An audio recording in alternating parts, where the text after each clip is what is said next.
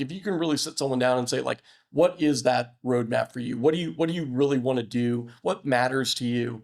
How do you want to evolve your family life, your personal life, your financial life, so on and so forth, your career, and really get to the heart of that? What are the ingredients that go into someone that becomes an entrepreneur? When I started to hire to augment my own shortcomings is really where I started to find those people that like I felt like, wow, like this, you're integral to this business. At the end of the day, like you were looking to break the trust barrier. And the best way I've found to break the trust barrier in order to eat the next day is through, word of mouth and trust-based relationships.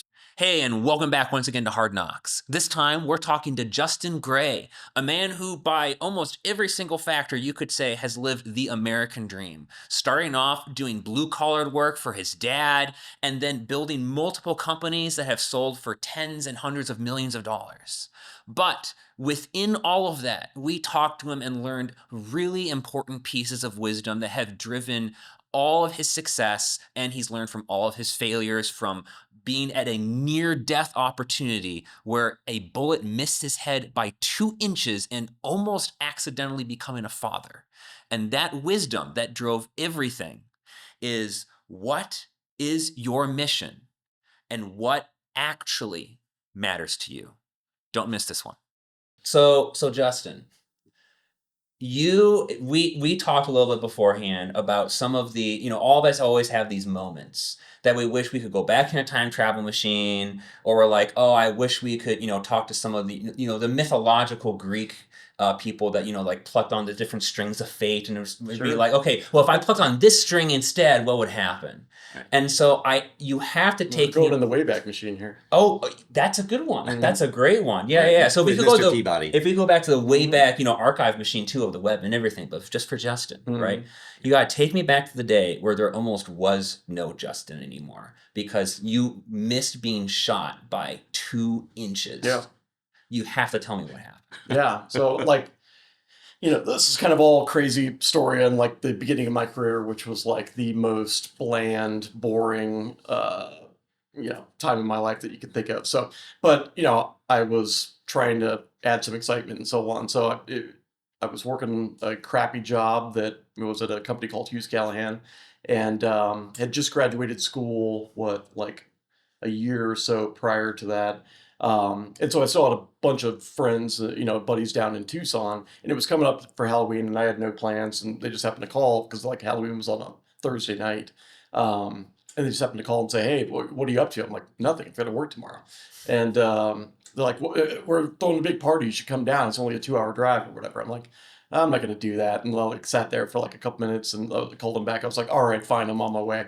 I had a review the next day with my boss at like 8 a.m. It was like breakfast review, like full on, like, hey, promotion, career, where And you 8 a.m. back then, because you were younger then, that was early, fucking early. early. Yeah. Now that's kind of late. Yeah, exactly. So yeah, that's like hungover territory. But I was like, yeah, I'll do it or whatever. And this was already like 8:30, 9 p.m. at night. And so I drive down there, I get there, somewhere around 11 or whatever.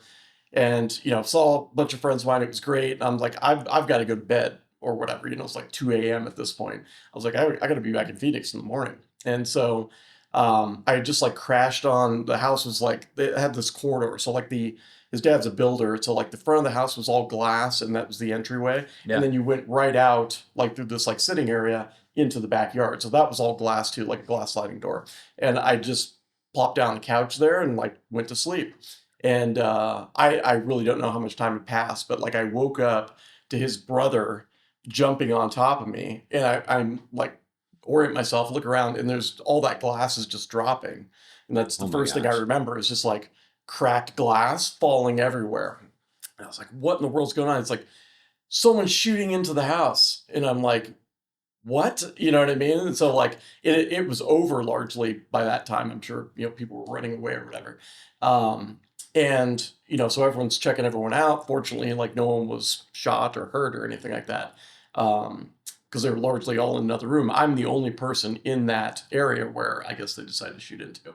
And so we start looking around. Everyone's like, "Oh my gosh, it was crazy." I think people are running out front trying to figure out, what's happening out there. And we just look around, and obviously the bolts have gone through the glass. And but I'm on this leather couch, and there's like two holes over on one side, and then there's one like literally 2 inches above my head where I was sleeping. Oh my And gosh. so like I went to kind of spring up, right? And that's when his brother jumped on top of me, like, no, stay down type of a deal. But yeah, it was an interesting evening. And so I guess it turns out It's just the my evening. buddy, a guy named Carlos Talavera, had started dating some gal, and her ex-boyfriend is like some drug dealer or something like that. And There we go. obviously not happy about the situation. So Right. I was Wow. caught in the crossfire quite literally. Oh my. You've upgraded your friends since then? Or Carlos is a good guy. I okay. think, he was in an interesting situation at that point. But yeah, don't go to Tucson very often anymore. Wow. I've got a good friend down in Tucson. Yeah. It's a great town until school's out, in which case it's absolutely dead. But Oh my God. How'd the meeting at 8 a.m. go? yeah, so like, obviously police showed up and everything like that. They're interviewing people. Like, I think by this time it's like 4:30 or 5, and I'm like, I need to like get on the road. Like, Yeah. can I leave? And they let me go after like, another 30 minutes or something like that. And I drove up. I did get a raise during that There you go. review, but I did have to call on the way and be like, hey, I'm going to be like a half hour late. I've got to stop at home and shower and, put a good face on and so on. That's Since you had a face left. Yes, exactly. Without a hole in it. Oh my gosh. gosh. I mean, hey, if there's a great excuse for being late somewhere, that's gotta rank up at least in the top 5. Yeah, it's also one thing you don't really want to tell your boss at the same time. Like, why am Right. I late? So Yeah, that's a good a point. lot of inferences that can be made on I just got shot at. Yeah. So yeah, I don't think I divulged the reason. I think I said, oh, I had to go to Tucson and I'm still driving back or whatever. But Wow. yeah, Right. And what kind of company was this that you were working at? this was, oh God, this was my first job out of college. It was a company called Hughes Callahan, and they were an office equipment dealer, right? Like you had to buy, I mean, I guess Like copy some machines. people still do that, but copies, faxes, high volume printers, things like that, networking. So yeah, Wow. Wow. Wild. And so but what definitely the most interesting thing that ever happened at that job was getting shot at in the midst of working there. Oh my gosh. Yeah, I can only imagine because that was your first job. Yeah. And if I have it right, you had just recently because you had dropped out of going to college, correct? I didn't drop out. I graduated with a deficiency. With a deficiency. So Okay. yeah, I changed my major literally halfway through school. So I did, my freshman sophomore year as a journalism major, and then came to the realization there was no money in journalism, and maybe not even a career any longer in the near future. So I said I'm going to shift over to business. I love marketing. I'm going to go that direction, but that meant I had to like the math requirement for journalism was literally a class called Math in Modern Society. Okay. It was like, word problems and things like that. So now I had to take like calc and algebra and so on. And I've got to like largely do this in summers and Christmas breaks and so on. So like I, was scrambling for like that entire 2 years. And it also required that I had to have 2 years rather than one of language credit, which I had taken like German through high school. So I had 2 years there. I had taken my language credit or the one one class I thought I was going to need already. The German class passed that, and so now I needed this other uh, language credit, which would be German. And so I was like, well, I'll just push that off and get this hard stuff dealt with in the short term. Well, it comes out like I'm still 4 credits shy when it comes time to graduate, which is no big deal. Like universities do that all the time. Like, okay, just get that credit. I think you have 2 years to get that credit. Right. And so it's literally called graduating with deficiency. And so I came back to Phoenix, obviously I had to get a job and so on. And was like, oh, I'll just register for this class via community college or something like that, which I did for literally 4 semesters.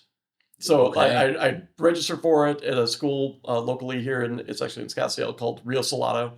And I think one was at the campus, the other one was online, one was at a different campus. But every single time they would cancel this class because there was not enough interest.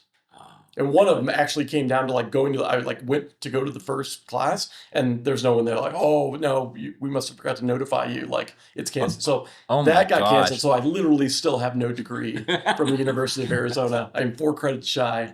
And I mean, I probably haven't given it a second thought in the last decade, but Yeah, for a while there, it was like, no, I've got to get this done. That was like, man, do I have to go back and like learn a completely different language to get like a Oh my full, gosh. because you have to get it in the same Yep. discipline, Yeah, right? yeah. Yep. Yeah. But anyway, that's my lack of degree story. Okay, so you said something there pretty interesting because there's always this joke when you're going through college that and to anyone who is in a communications major, like you know the joke because all your friends probably make it to you, right? Psych or communications. Yeah, Right. exactly.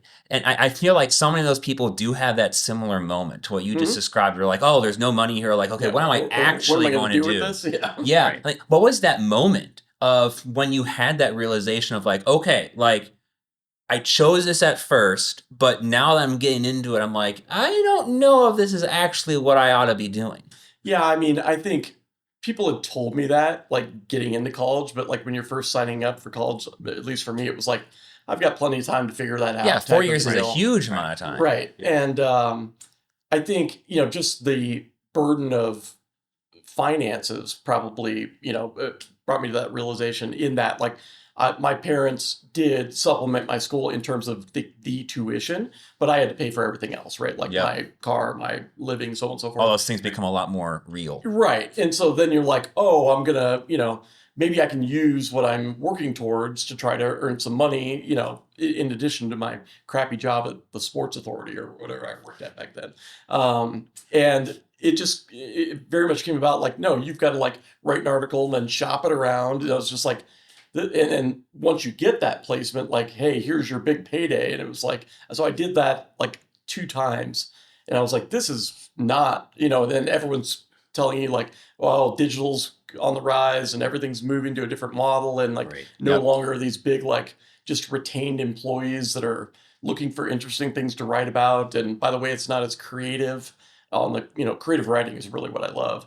And it's really not in that vein. So everything just kind of started coming together. Right. And I think why it happened at that moment was like, I looked at the courses my friends were taking, which were largely all business majors, and marketing was kind of like an add-on into business, and they were much different than what I was taking for journalism, right? Right. And so I was just like, man, this is really going to be a steep climb, and it was even with 2 years Yeah. trying to play that catch-up game. So. Right.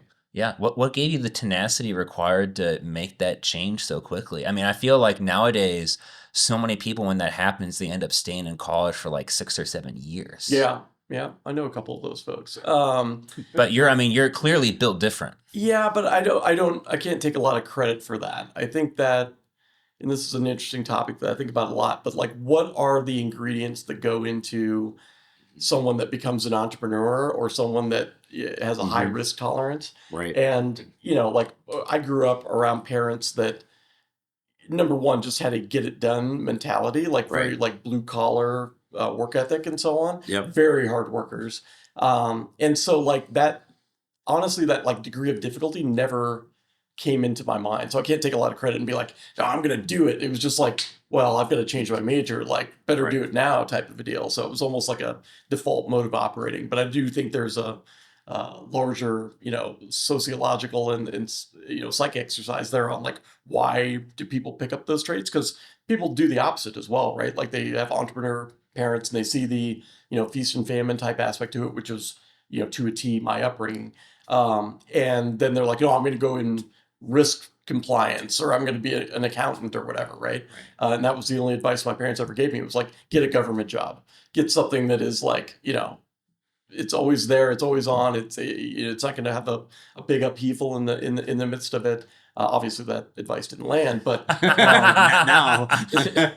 but I feel like people who are in it are always like, hey, get into this with eyes wide open, or just don't even start that conversation. But never really was an option. Wow, that's really cool. I mean, tell me a little bit more about your parents then. It sounds like that was a really key factor for instilling a lot of that, like, hey, I have to get this done. Yeah. Which sounds like that's at least we ought to come back to it later about the ingredients for an entrepreneur, but it sounds like at least one of those is tenacity of just saying, I have to put my nose to the grindstone and get this done. Yeah, I mean, I don't have as many employees now as I've had in the past, but that was always my question to them. It's like, what's the alternative? Oh, this is going to be hard, or it's impossible, or we're going to do a lot of stuff. It's like, what's the alternative? You know what I mean? Like, just get the shit done. Yeah. And so, yeah, my parents actually lived in very close proximity to one another, never met during that proximity, met out in Phoenix. My dad had taken a job as an architect, which is what he does by trade. He's a builder and designs custom homes. And my mom worked for the airline, so she was flying around on American Airlines. And she was based in Phoenix, so that was a hub back then. And so they actually met in Phoenix. But he didn't have his own business right at that point, but soon after, like he was working for a firm that went out of business and then decided to hang his own shingle. And so has been doing that out in Fountain Hills, Arizona. You guys aren't local Right. to the valley, but like back then, Fountain Hills was nothing, right? Like it was dirt roads coming into Scottsdale. Nowadays, it's hard to even tell them apart. But back then, it was that's very much kind of their spirit. They want to be away from like the normal things. They kind of want to be that like pioneering aspect, I guess. Right. And it was fewer regulations. It wasn't even, it was a township at the time. And so they moved out there very early, 1971, and he started building custom homes, which he's still doing to some degree today. Yeah. And so after a while, my mom actually came to work for him, was managed everything, the books, front office, so on and so forth. And they did that until she went back to work, largely just because it was she didn't wasn't feeling challenged in that role, I think. But like that was our life. Like if you're not doing something, if you're not building a home, if you're not working, there's no salary there. You are killing what you eat. What was your first job that you did for your dad's business then? Everyone's first job who had a parent that was in construction was sweeping construction sites. That was at 120 degrees. I think I was probably 10 or 11 at the time. And we'd go there because my mom would like clean the homes prior to the handover to the resident, right? Like she would clean them. We would go with her. We'd have to help out in that regard. Or I'd go with my dad. I'd sweep the job site while he was doing whatever, you know what I mean? So we were just always around it. And then, that progression was obviously like, okay, now you can put the broom down and go, help me install windows or doors or, frame this, little area. Type of deal. So he was more than a general contractor. He was actually doing some of the work himself then. Yeah, but that's not by design. That's my father's mentality. You know what I mean? Like I've seen my dad jump down in the ditch and start digging along with the folks that are paid to do so. He runs backhoes, he runs dozers, like whatever needs to be done was very much like that's his famous saying, which is not unique, but is true, especially from his when I speak about my parents.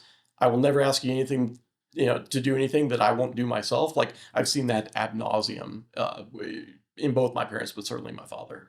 That's awesome. That's so really cool. I'm kind of curious just on your first job, what that was like working for your father. Obviously that's our situation as well, working together side by side. What's that like? Well, I mean, I always start that conversation with the fact that we both fired each other numerous times.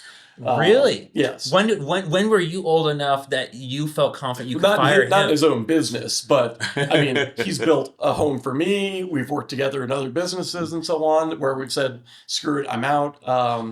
And so, you gotta tell me two of those instances. What were they, and what was the moment you're like, "Nah, man, this ain't happening"? Are you calculating something here? Yeah, exactly. Tell me how to start that conversation. I don't. Nothing like big ever happens. It's just we are very similar in many ways, different in other ways, obviously, but both very stubborn, very hard-headed. We both have a temper. And so, I mean, it's always been something small. You know what I mean? Just even like I think of like building my house. Like My dad's got very strong opinions about things, and obviously he's been doing that craft for a long time. And you don't need this here. I think like we got in an argument over electrical outlets. You know what I mean? Like, why do you need an electrical outlet in the commode room, like the toilet? What Yeah. do you call that? Why Right. can't I think of the term? Sure. But anyway, like I was like, I want one in there. You know what I mean? Like, I don't know what you're going to plug in, but I want an outlet in there. And that turns into a huge blow up and so on. It's always over some element of control. You know what I mean? My dad's a big control guy, even when he's building a home for someone else. In fact, I would venture to say that all his customers over the year, which my dad does high end custom, right? So you kind of have to be a little esoteric and a little off just to even go down that path. But most, if not all of his clients have said, like, best, go do this. You know Yep. what I mean? Like, we'll put our faith in your hands. Yeah. And I did that to a certain degree, but I've got pretty strong opinions myself. And so, Right. Yeah. I mean, the apple doesn't fall too far from the tree, right? Yeah. right. Yeah. Tell me about feast and famine. That's interesting that you had to go through that. You said Yeah. multiple times. What was that all about? Yeah, I mean, like we were definitely middle class growing up. And sometimes I can remember like my dad coming home with a boat and it was like, oh, awesome, or a four-wheeler or whatever. And then I can remember like that not being the case. And, like a lot of things getting sold. And, definitely, I think my parents were good about insulating us from some of that, but still as a kid, like, what's going on. You know what I mean? Like, Yeah. definitely, times where there were big money problems and struggles in that regard. And that's, as a result of the construction industry as a whole and also the very niche product that he delivers. Yeah. And probably when I think about it, one of the biggest impacts for me is like my dad does not sell anything.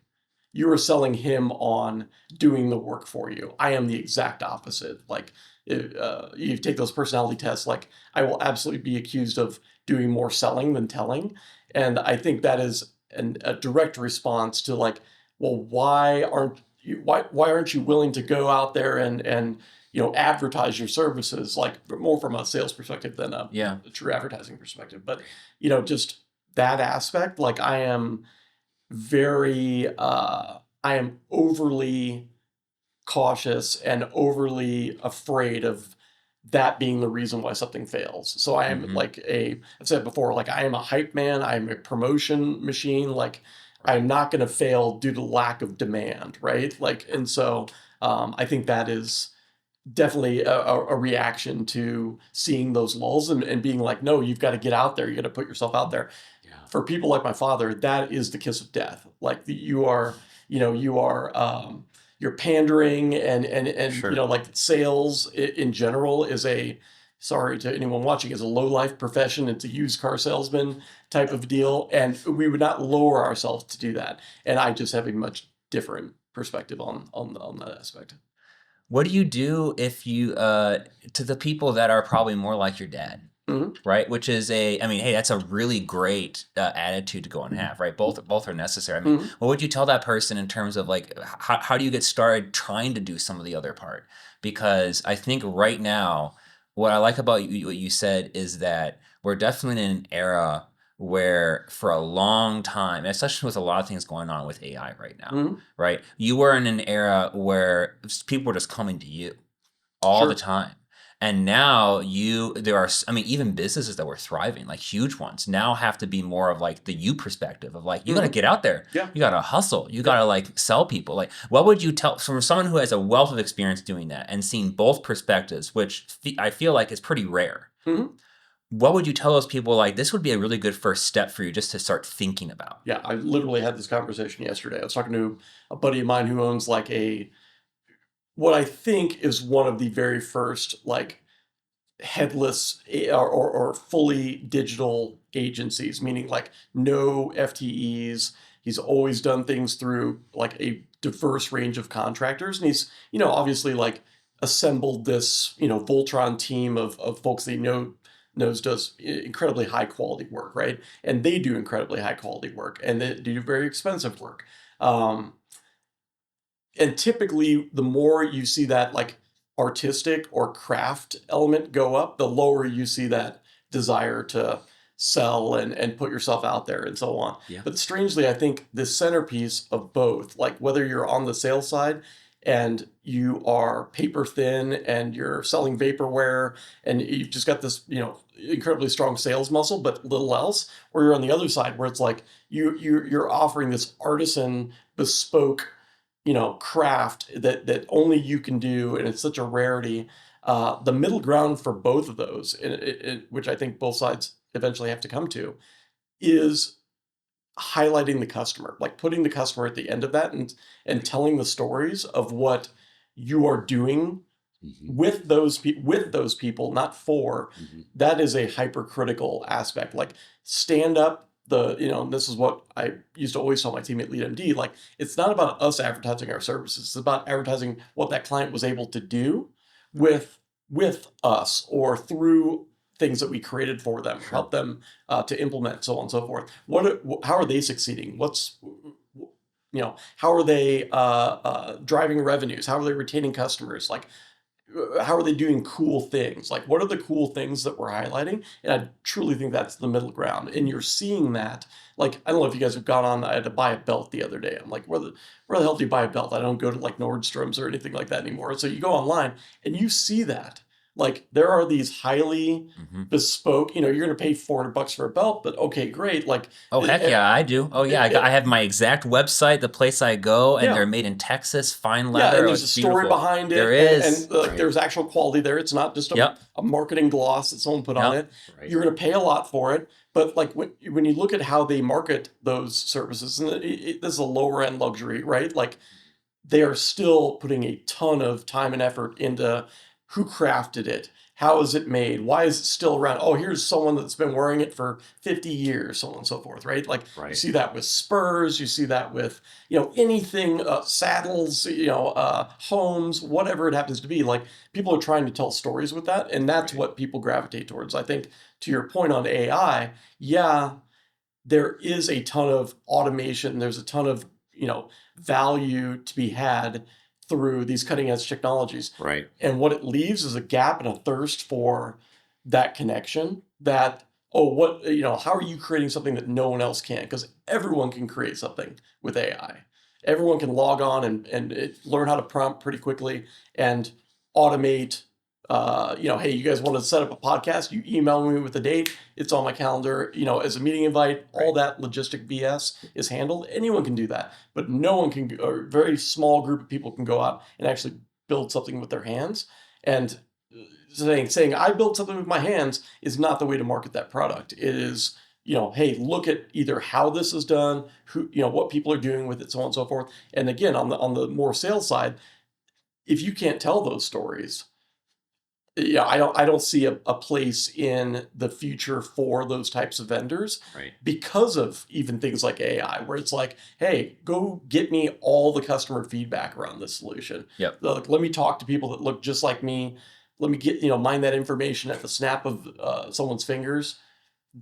That visibility is, I think, really eliminating a layer of just crap and useless items, useless service out there. I love the stories because a friend of mine shared, this has got to be 20 years ago. He brought out old Rolls-Royce advertisements that were in the Wall Street Journal. Okay. I mean, we're talking a long time ago, right? Mhm. Full page ads, and it was all a story. Yeah. Beautiful stories. It was like, I can't remember. I think one Rolls Royce may have had a toaster in it or something like that, right? It was something like that. You And- can't make your own toast in a Rolls Royce, though. It Like, was- it better right. come with like a sous chef to right. to But it was butter that something like bread. that. Oh, and had an umbrella. That's what Yeah, one of them had. they all do. He had an umbrella in the door, Yeah. so he gets into this whole thing, Mhm. and it was literally a beautiful story, Mhm. and it was a series of these, so it was really something else. Yeah. So I mean, what year do you think that was? Oh boy, I want to say maybe 1930s. That was to say 30s or Okay. 40s. So Yeah. like, why in 2025 are marketers still so damn bad at doing that? Right. If you go out and look at any modern day cutting edge organization website that's still me. You know what I Sure. mean? Like, Right. why? I think you guys mentioned like buyer personas and things like that. Like that, the distillation of those things down into like these very cookie cutter tactics, hmm it has failed to transform the marketing industry. You know what I mean? Like, and even the way that we hire and structure teams there has failed to serve what marketing really should be doing. Because who writes content? Who assembles all this stuff? The low level person that you can get at the lowest cost, or AI. Yeah. And then we go try to put all this effort into promotion. But like, who Right. should be creating it? Like the CEO of the company, the people talking to customers. Your own customers should be creating it, right? Right. Mhm. Just such a backwards thing, which your example, just got me off on a tangent. No, Yeah, but I no, mean, you, that's why this is why we'd love to do face-to-face interviews. And we Yep. go through the labor of hopping on an airplane and bringing all of our gear with us. Yeah, and so kudos forth, for that. right? Because That's awesome. you can't do this in Zoom, Mhm. right? You no, just can't can't. duplicate this at all. And we know that in a few years, it's going to be very easy to duplicate an interview with somebody with just their photo and maybe a voice. Yeah. Well, you Now all already of a can. sudden, yeah. Yeah, my okay. avatar just took that. Exactly. My agent Right. just took that call for me. Yeah, exactly. I love that. You might be interested at some point to check out Luke Wroblewski is his name, Okay. and it's about the company customer gap. Okay. And it really summarizes a lot of the reason why marketers still haven't figured it out after 100 years. Mhm. Because you put all these, when you start making a product, right, the whole thing is basically, you are basically the customer, right? Because you're building it, an entrepreneur, right? Mhm. You're building a solution to something that you hate, Right. right? You want to fix it. Sure. But the bigger you get and the more things you have in between you and the customer, now it's hard for you to see it. Yep. And so the salespeople are over here. They're touching the customers, but the salespeople hate marketing teams, Mhm. and the marketing team hates the sales teams, Yep. even though the customer sees them as the same person, right? But now you're over here. And Sure. the problem is most of these guys don't ever want to take the time to come all the way back around because these guys guard it, Right. right? It's a whole messed up Yeah. system. Couldn't agree more. I think the other big gap there around marketing is, how do you teach it? Mhm. And the way that traditional higher education has answered that question is extremely poor. Right. Extremely poor. Mhm. Because what do you latch onto when you try and teach something? You try and latch on to concrete, tangible elements, and so much of marketing and sales and any customer facing position is so intangible. Right. And I think trying to combine those elements with this rise of technology, which largely has turned marketing into this operations center, which we were at the forefront. Like, we implemented all this crap. But along the way, you could see it happening. Like, you're losing what was like at least core tenets in marketing, advertising, promotion, so on and so forth, that were right, and exchanging those for something that is this step-by-step process, and people building careers out of now when you look at a marketing ad, especially in the early stage, there's so much around, like, can you run X technology? And people have built careers off this, right? Like, I'm a HubSpot expert, I'm a Marketo expert, whatever it happens to be. Right. And you've been, again, distilled down to this set of, I want to say rare skills, but like they're just incredibly specialized so that no one else wants to do them, quite Yep. frankly. Yep. And at the end of the day, the results are no better than when we didn't have that technology, Yeah. because we've lost those fundamental elements and how to tell stories and identify with people. Man, if we start talking about how to tell stories, I'm going to be talking with you for probably 3 hours, because that's my favorite thing to go Yeah. do, is to write and build stories. But I have to ask you then, so how did you learn how to go and tell stories and think completely differently from, how your father was? What was the element that started teaching you how to think this different way? I mean, my entire life's thread is rooted in have to. So again, like, I'd love to be able to tell some like magnificent yarn myself about it, but any business that I've started, any market that I've entered, I've always been the underdog in that. Meaning that, like, I don't have some sort of like immediate door opener cheat. Like, if you look at, like, I'll just take LeadMD. So like, if you look at why most people start a quote unquote agency or consultancy or any sort of professional services business like that, they're often leaving a very large organization that they can count on becoming their first client. Like, I don't know what the actual data and the ratio is, but every single one of my competitors had that situation.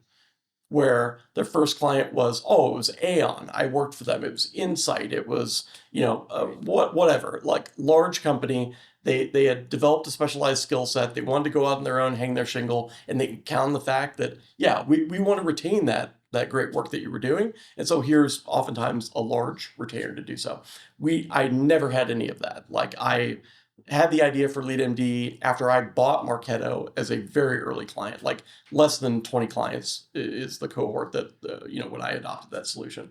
And the pain of adopting it, I was like, what do you mean there's like 2 webinars that we go on and then you learn like all these things that didn't exist prior Yes. to it, nurturing, scoring. Like you can't tell me that's the enablement process here. And so I just saw like, wow, that's a huge opportunity. I think this is powerful software because it's doing things that I've wanted to do and we're trying to do through ESPs and just, manual brute force in the past. So I think there's an opportunity for a business there. Great. There's an idea.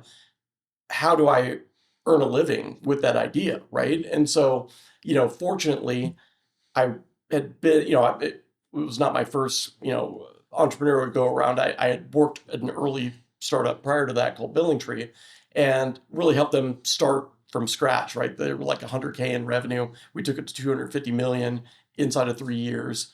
And everything that we did there was referrals and relationships, right? Like, hey, Yep. if we can get in with this person, like, hey, can you introduce us to someone else? So that natural storytelling just came about as, hey, that's what's driving business here. And then parlaying that into LeadMD, like, okay, if I can win 2 of the, 2 great customers, charging them little to nothing, but what is the value I really want to get out of them? I want to get access to the people's whose ears they have, to their networks and so on. So we did very cheap work at the beginning of LeadMD. Yeah, I'll implement that for 15K. Other people are charging 6 figures for the stuff.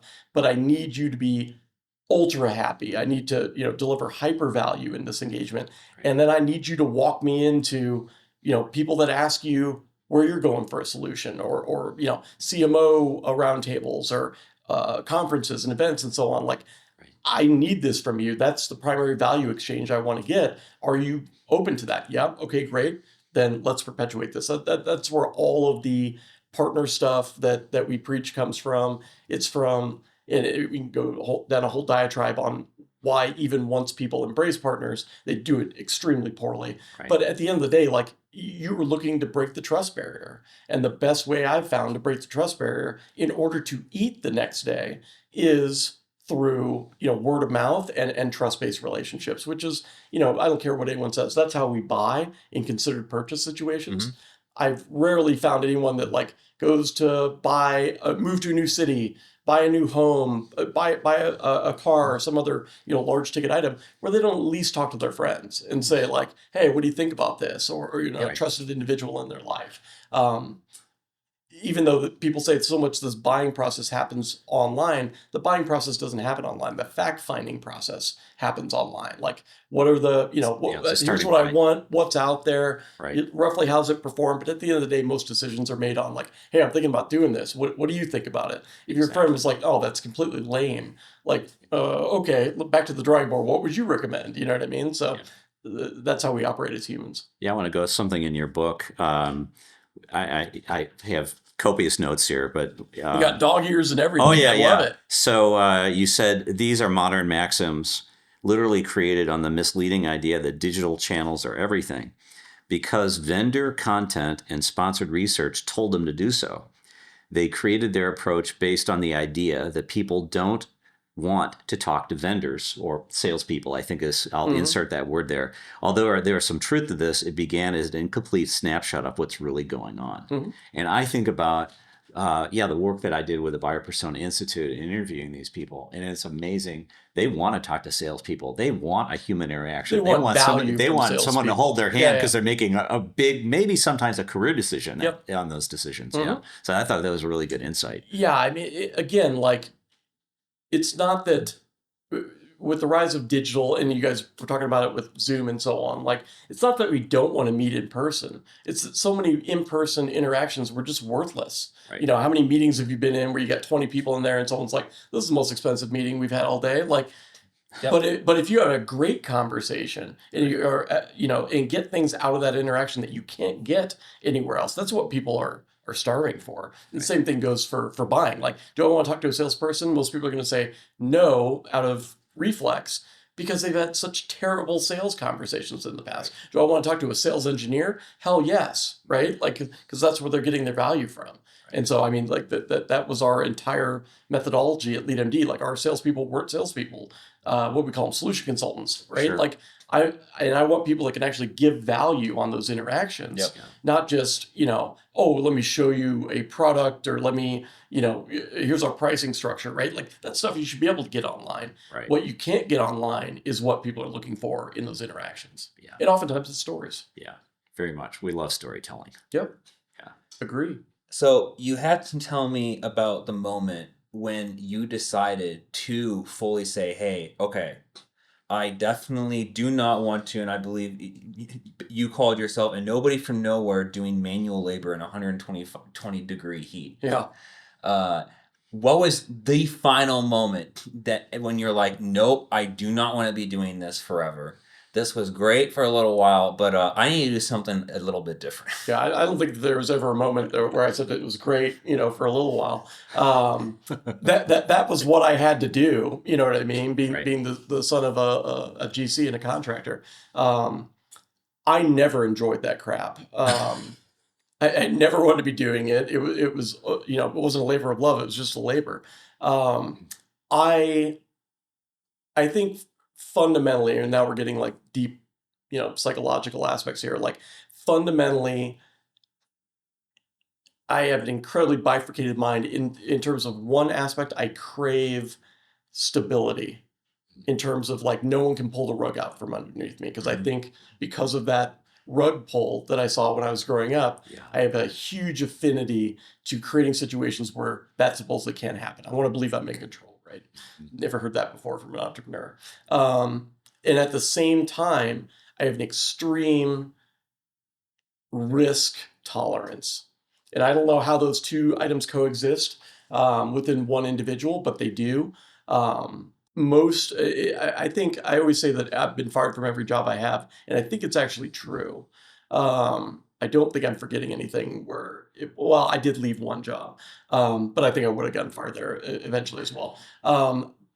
Never for underperformance, always for ultimate overperformance, but from not knowing my lane.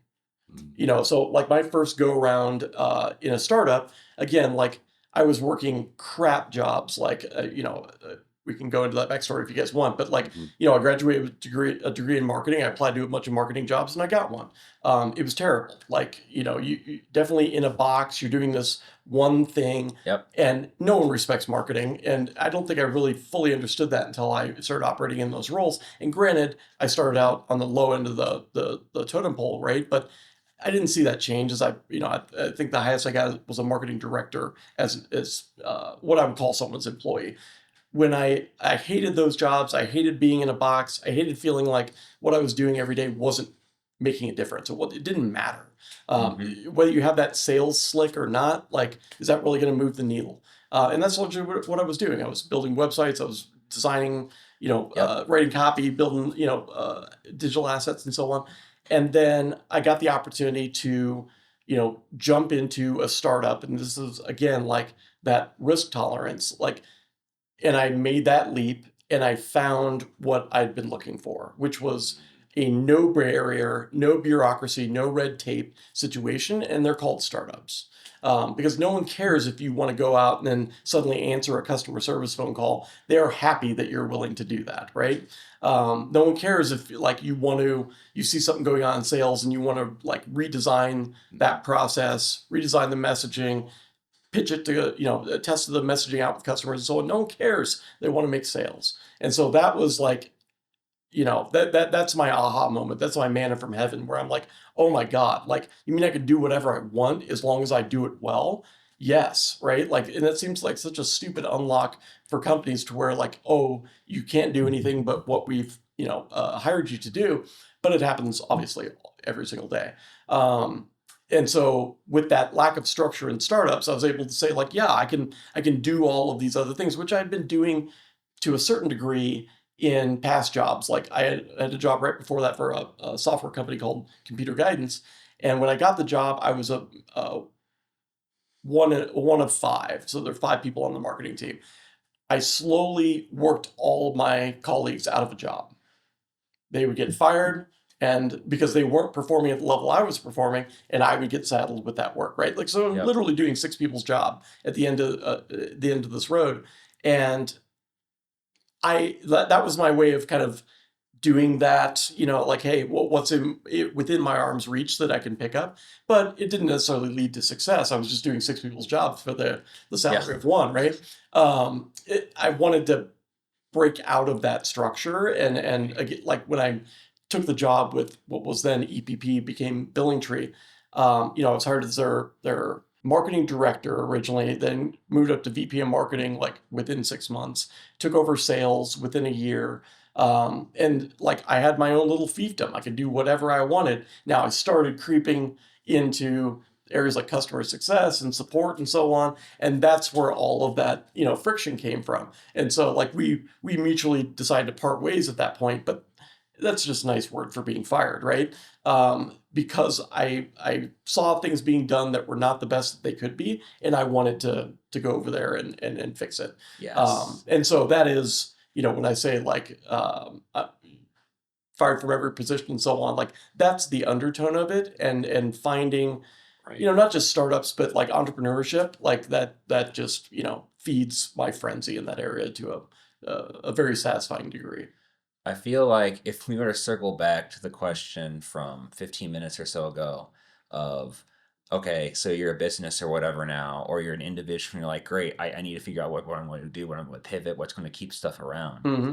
And I feel like we've kind of gotten to here is you have to be, or you have to find something that you are so pissed off about. They're like, this is not good enough. Mm-hmm. And you just have to go all in. Yeah, I mean, else how are you going to like weather the intense ups and downs of starting and owning a business, right? Like Yeah. you have to believe in that, and Yep. so let's go back and try and apply that to how this often is not the thing everyone expects Look, it this to guy's stealing my job. I'm supposed to be asking this follow-up question. be. Hey, I do this shit for a living too. So listen, I think now let's take that back and go and apply. Shit, what was I going to say there? No, seriously, now I've lost my train of thought, man. What did you ask? How to apply it. I was saying, yeah, we were talking about saying, hey, you have to have something Oh, yes, that you're thank you. so pissed off Thank you. about. You have to do it. Yeah. So like, let's look at that again through LeadMD. Like we are a go-to-market consultancy, right? Like, am I just so pissed off that like other people aren't doing go-to-market well that I have to do this?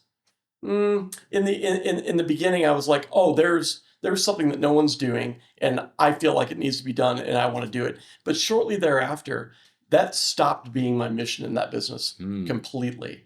And what it became was providing upward mobility to employees. Okay. Because I knew I wanted that as an employee. I wanted to say like, hey, if I work my fingers to the bone and go all in on this, reward me with ownership in this organization, reward me with the ability to see the fruits of my own labor. And, it started the business, early employees, very easy to see like an employee that's going to work out versus an employee that's not going to work out. Right. And then you've got a different class of employee, which is like, wow, like they are amazing me, which is hard to do. And so like, great, I want to reward you in that. And like, I see where you're at in life, and I see echoes of where I was in that same position not too long ago. And I know how good it feels now not to wake up at 3 a.m. in a panic attack on not being able to pay a bill or have like crushing debt on top of you. Right. Like, I know what that feels like, and I don't want you to feel like that. I'm not going to just give something to you though. Like, here's the exchange for that. Like, I see what you're willing to do, and that deserves to be rewarded. That became my absolute must mission in life, in seeing the types of individuals that were willing to provide that commitment and that work ethic, quite frankly. I recognized it. I know I've seen it before. I've seen it in my family. I've seen it in myself. And I think there's too few organizations that truly reward that in a way that is commiserate with what that takes to perform. So that, to your point, it wasn't necessarily the product offering of the business, but it was, wow, this is a people-based business. My product walks out the door on 2 feet every single day, and they can choose to come back or not. Every single one of them can go earn more working for one of my customers than they can working for me. And Yeah. by the way, when you do really great work at a consultancy or an agency, what do? We give you a lot more work. And that is going to be the equation here, right? Like if you are a great employee, congrats. You just got your own department and now you own a P&L. Right. Not a lot of people willing to sign up for that. And so like I think that's amazing. And I think like the only way to reward that is with the seeds that can ultimately grow into upward mobility and financial security. It feels like that mixture of that hard work ethic, being able to put your nose to the grindstone and going through some of those really tough moments. You said like I know what it's like waking up in a panic attack. I hate that. I don't want that to happen to anyone else. Well, I don't want that to happen to good people. True. It sounds like those are kind of two aspects that the good Lord was like, hey, like these are two things that are very necessary to define who Justin Gray is. To make him be able to do the things that need to get done. Yeah, because I was amazed, when I took the leap and joined that company, I probably would have been like with my classically conditioned brain at that time, probably would have just been happy for like a salary and a good bonus program. But like what they structured for me, like enabled everything that I've been able to do in life. And even though we stopped getting along in very big ways, like I respect the hell out of that. Yeah. Like my first bonus check was more than I earned in a year working at my previous job. Wow. Like that's a big life changer right there, right? Yeah. Like that's okay, debt's gone. All right, now I'm actually like saving and I'm a fully functioning member of society now. Yeah. Like had that not happened, there is a totally different path. Yeah. So see, now I'm pointing at you. Now I'm forgetting the question that I had, but you kept on going a little bit longer. Oh, this is terrible. Yeah, I'm interested just in taking a 90-degree turn.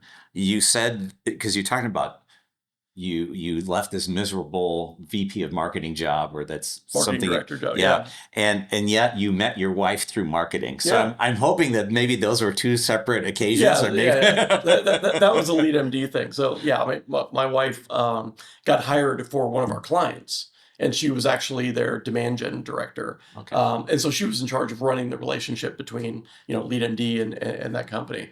And so I didn't interface with her on a daily basis, but we threw a big customer appreciation party in San Francisco. It was I think that's another key element. I'm going to go on a little bit of an aside, but like when people start businesses I think you can always tell what their aspirations are based on how they think about their market. Like I Sure. know so many people that own agencies and consultancies.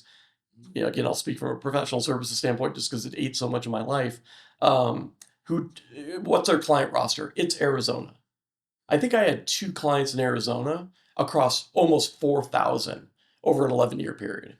Because we never wanted to be an Arizona company. I wanted to be in that group over there, right? And so every tech center, certainly the Bay Area, Pacific Northwest, Austin area in Texas, East Coast, Boston, New York, and then you've got some things going on in the Midwest there as well. But like those were our client bases, Right. and so like when we threw parties, we didn't throw them in Arizona, we threw them in San Francisco, right?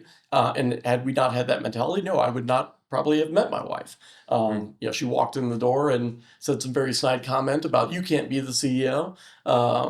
Because apparently at that point I still looked young, and that was that was the beginning of our relationship. But yeah, that she was a client, so I still joke to this day that she is my largest biz dev expense I love it. Do you work together? today. Yeah. No, well, Did you ever? We have 2 kids. Yeah. Well, that's so I yeah, we work understand. together. That's kind of your main we job. work together right. every day. Right. We did some projects together because like throughout my career at LeadMD, like I stopped delivering, like being responsible for delivering client work probably around year 5. Okay. But I would get called in for like crazy stuff, really off the wall stuff, hard stuff, you know what I mean? Or just, hey, we've got to go talk to, a very imposing board of directors at a Fortune 5 company. Like, obviously I'm going to be there. So I sprinkle in ad hoc like that. And I enjoy that, ADD type approach to anything. So like, yes, we did work on, I think 2 or 3 projects, and then she left that company and actually got hired at an Arizona company. And that was one of our few Arizona clients. She brought us on there as well. And we did work together on that project as well. So yes, we have worked together over the years. And the reason I ask, I was just thinking about your parents. Yeah. And what you saw, the ups and downs of working Mhm. together, and then your mom eventually goes off and does her own thing. Mhm. I was wondering if there was some learning that you got from that, like, hey, the two of us are never going to work together in this business. Yeah, I mean, I don't think it would be a good idea for us to work together every single day. Yeah. Just because of, like you need some variability in the dynamics of the relationships that you're dealing with. But I mean, a long time ago, I learned that the entire key to teams, to hiring, to employee relationships is hiring to augment, right? And so like my first, go around at LeadMD and hiring was like, I just need to find more of me. And I think every entrepreneur says that at some point. Like, Yes. if I could just photocopy myself, if I could just hire another Yes. 10 of me, Yeah. it would be Right. great. No, it wouldn't, right? Like, because the same gaps would be in the business all the way across, right? Like, Correct. I am very bad at a lot of things. And so like when I started to hire to augment my own shortcomings is really where I started to find those people that like I felt like, wow, like this, Right. you're integral to this business, Yeah. right? And if I had just gone out and hired myself, I'd probably fire myself. Yeah. So so my point there was that like Jen and I are extremely different. Jen is a rule follower, right? Like she wants to know what the process is and do not deviate from that process or someone could get in trouble. I don't know who the trouble police on that is, but she has in her mind that there is one. And I don't, did I read the instructions? No. Like I didn't read the life instructions. So Yep. we'll figure it out. And if something blows up, hey, we'll deal with it at that point. The reward was too great not to take the risk. Yeah. So we are very good complements in that regard. Are you the type of guy who buys like a piece of IKEA furniture and doesn't use the instruction booklet? You're just like, yeah, you know what? This seems pretty easy to figure out, and you just I'd never buy a piece of IKEA furniture. I'm a big advocate for buying things once, even though in a lot of cases that's You buy for life? impossible. Yes, I do. yeah. I hate buying something twice. Really, it gets my goat. But I would not read the instructions Yeah, if I yeah. had bought that piece of furniture. All right, so I got to tack on the question that you had. Yeah. And that is, you got to take me back to the day that you almost became a father. Oh God, But didn't. Great day. Oh man, yeah. So this is the first life of Justin, right? So like I mentioned, I'm working normal jobs. We said Hughes Callahan, they've been sold now, so I could talk openly about it. Like, what a boring job, right? Like you're in a company that is by every definition sales first, right? Like you've got salespeople that literally are going like, technically door to door to businesses Yeah. and, either trying to win new business or upgrade Selling service, fax so on. machines, right? Exactly. Yeah. Okay. And so marketing was a very, is an afterthought. I think they knew they needed it because they had like billboards and radio spots and things like that. Yeah. Someone had to manage this crap. So they termed that marketing. And so it was a miserable existence. I hated my job. I was dating a gal at the time, and the absolute worst time to ever have a child would have been then. I was in no way like self-sufficient. Like I was living on credit cards just to subsist, because I think my starting salary there was $23,000, and this was not that long ago. This is 2002 to like 2004. So it wasn't like 1914, right? Yeah. But so not a lot of money. I think everyone I knew was making more money than I was, and hated what I was doing for a job. Wasn't really happy in my life at that point either. Was dating a gal, great gal, but she hits me with the news one day. I think as I was pulling into work, actually, it was. Oh, It's like great way to 8 start the o'clock in day. the morning. Oh, fun. Guess what? We're pregnant. And I think at the time I'd say like there's always a gradient of who's more into the relationship. I think that was definitely in her court. And I was like, holy shit, right? And so, but we for whether it's right or wrong. I'm not going to get into those nuances. We decided to keep it. But she ended up miscarrying like month 4 or 5, which, like, I don't want to say this and be heartless, but my God, that's the biggest relief I've ever felt in a day, Wow. in my life. Things could have gone in a very different direction. I'm sure a fine direction, right? But I was not in the place to be a father at that point. The relationship stuck around for like 6 months after that, and then I still know her, and we are, friendly today and so on. But it would have been a much, much different life. And so, yeah, for that 4 or 5 months, like that, like I, remodeled a condo for us to live in, and this, that, and the other. Like we were going down that path. You're a stand-up guy, though. Like I said, I'm not gonna, make a judgment there, but Yeah. I felt like I had to do the right thing. Yeah. Wow. How did that shape you? I'm curious about now that you look back and you recognize what you did for that. What's your advice to young guys that are, in relationships? So you have any thoughts on that? I mean, you have children. I mean, Yeah. what would you tell them? Um, there's a lot of, you're young, come what may type of an attitude and so on. Like, all the stereotypes are true. Hmm. Like your decisions that you make early on will impact you for the Right. rest of your life, and it's not something that people just say. Like, it happens every single day, and like that was a very that was a wake up call, I would say. I Like, bet. there's just not. Uh, there are consequences, and like, I think it was also a kind of call to action in terms of like, what am I doing with my life at There that you time? go. Like, if Yeah. something were to come along, because I always felt like, oh, this will be my first job, and then there'll be a natural progression. Like, that was not coming, and so I did leave that job, um, not too long after that. Like, probably, actually, I think it directly coincided with the miscarriage, is when I was leaving that. Yeah, absolutely, it was.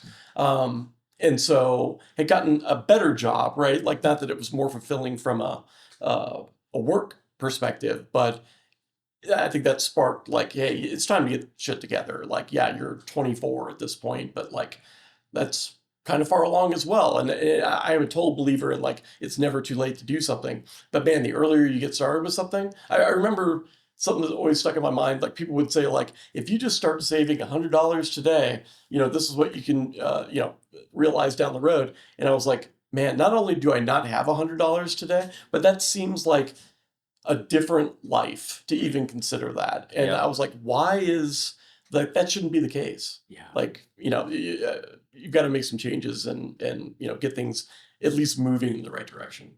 It sounds like you learned the lesson of sacrifice at 24. Yeah, I mean, I That think I really was very shaped you, much in the mentality of like, let's just go have as much fun as possible. right? And that was, my weekends, that was my weeknights.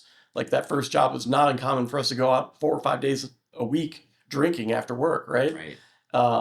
And that's not tenable for a lot of reasons, but it wasn't tenable financially. It wasn't tenable from a health perspective. Yeah. And it certainly, wasn't leading to the best decisions. So, Wow. You received a giant stroke of luck or blessing, or however yes, you want that. yes. That was pretty I mean, monumental. I'm extremely blessed in my life, but Yeah. man, that I don't think about it a ton, Yeah. but every once in a while, I'll be like, man, this is, the whole multiverse. Like, you could be living a very, very different life. Yeah. I Because think. I didn't get married until I was, shit, what was that, 39?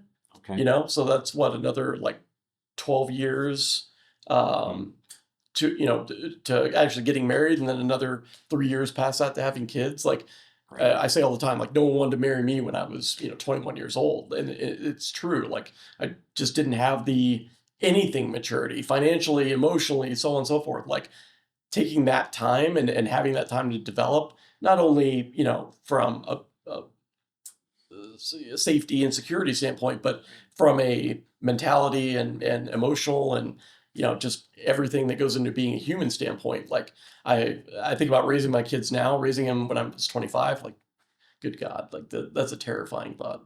Well, you just defined what our whole series is all about. Here's like, here's the things that you can only learn by attending one Mhm. of those classes at the School of Hard Yep. Knocks, right? And so you've learned that, and I really appreciate you being open and sharing that. Yeah, Because that's I the think it'll be kind of thing- interesting once my kids get that age. Right. Those will be interesting conversations. Yeah. Well, this Yeah, no broadcast will outlive all of us, and so your grandkids will We're have in an the age of the opportunity. internet. Nothing That's ever right. goes away these days. That's right. So they'll sit down like, well, that's what Grandpa. Now I Mhm. get it. Now I Yeah. understand why he's telling me that at 20 years old I actually need to get serious about my life. Yep. I remember my dad said to me, like, okay, you've finally gone and done something I didn't do. I can't help you with this one. Okay, hold on. Thanks, When Pops. was that, and what was it? When I told them that Oh, my girlfriend was pregnant.